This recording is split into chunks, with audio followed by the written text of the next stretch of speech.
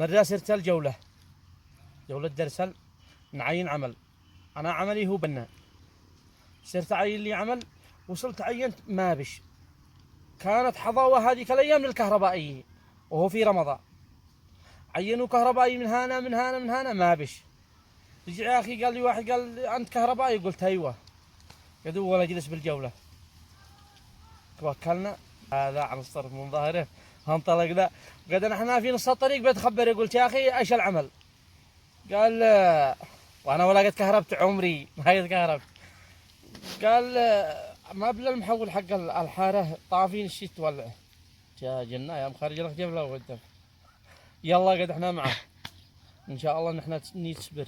وهذا اليوم كان مطر، عاد كانت مطرة الحاره. وصلت وهم يوم جاء المغرب هكذا محل لقين ما منتظرين الحين تولع الكهرباء.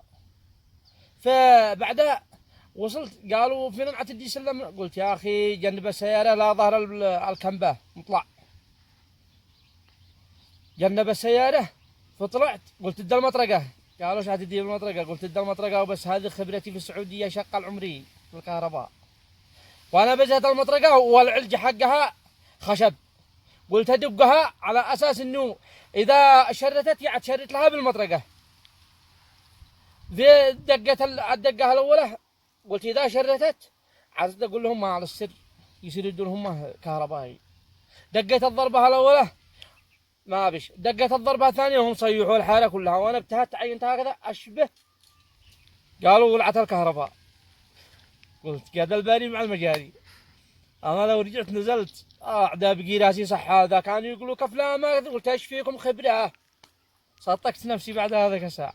بعدها كان يقول صاحب العمل قال قلدني الله، قال ادم ما دام معك هذا الخبره انك عاد رجعت تفحص لي البيت.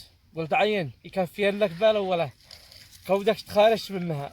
ما بلغ دول حراف والله ما دوب دقه.